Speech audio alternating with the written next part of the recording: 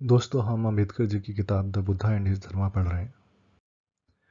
इस किताब का तीसरा खंड बुद्धा ने क्या पढ़ाया, उसका 5वां अध्याय सधर्म क्या है, और उसका दूसरा सेक्शन प्रज्ञा को बढ़ाना ही सधर्म है, और उसका तीसरा सबसेक्शन कि सधर्म वही है जो कि प्रज्ञा को बढ़ाए।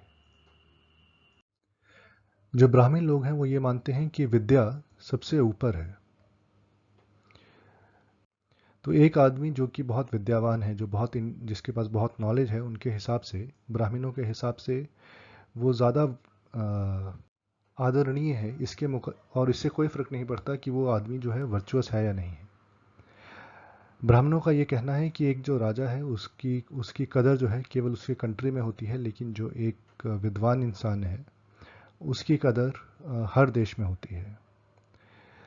गौतम बुद्ध विद्या और प्रज्ञा में फ़र्क करते हैं। विद्या नॉलेज है और प्रज्ञा विजडम। विद्या नॉलेज है और प्रज्ञा है इनसाइट।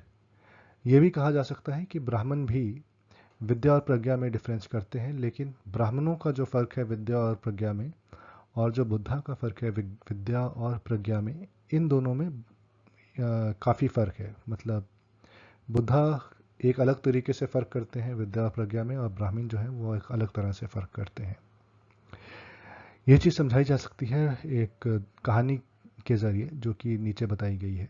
एक बारी गौतम बुद्ध राजगृह के पास रह रहे थे, और वहाँ पे एक ब्राह्मण उनके पास आता है। ब्राह्मण उनसे आके पूछता है कि हे गौतम बुद्ध, एक इंसान के पास अगर 4 चीज़ें हों, 4 क्वालिटीज़ हों, तो हम उसको बहुत अच्छा इंसान मानते हैं। और वो 4 क्वालिटीज़ क्या हैं? वो 4 क्वालिटीज़ हैं कि वो पढ़ा लिखा हो, उसकी अच्छी खासी मेमोरी हो, वो अच्छा हाउस होल्डर हो, और उसको पता हो कि कब क्या काम करना है।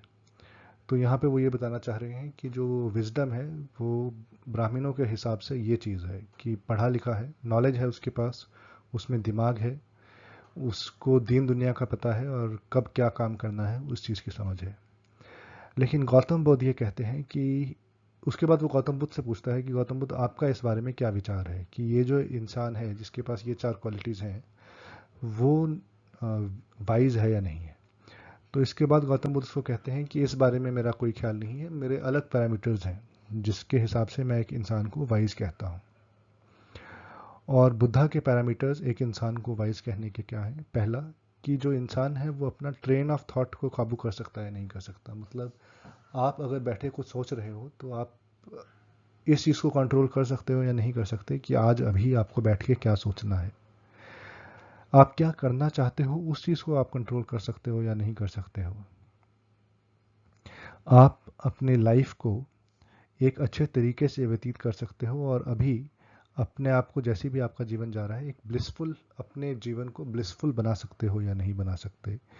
जो इन पैरामीटर्स पे सही उतरेगा बुद्धा के हिसाब से वो वाइज है। और ऊपर वाले जो कैरेक्टरिस्टिक्स है जो ब्राह्मण ने दिए थे उस पे बुद्धा का कोई खास विचार नहीं है।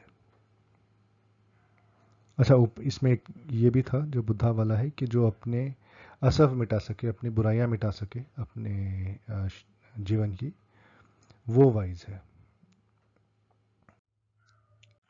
तो यहाँ पे बुद्धा ये कह रहे हैं कि हे ब्राह्मण, जो तुमने पैरामीटर्स दिए हैं उस पे ना तो मैं उसका सपोर्ट करता हूँ ना ही उनका खंडन करता हूँ। मेरे भी अलग सेट ऑफ पैरामीटर्स हैं जिसके हिसाब से मैं किसी आदमी को वाइज कहूँगा। इसके बाद जो ब्राह्मण है वो गौतम बुद्ध की थोड़ी प्रशंसा करता है कि भाई आपने बिल्कुल सही कहा, और आप में भी ये सभी क्वालिटीज़ हैं। और फिर ये हमारा आज का दोस्तों, मुझसे जुड़े रहने के लिए बहुत बहुत धन्यवाद। हम अगले वीडियो में देखेंगे कि कैसे गौतम बुद्धा ने ये कहा है कि धर्म तभी सधर्म है अगर वो मैत्री को बढ़ाए। मिलते हैं अगले वीडियो में।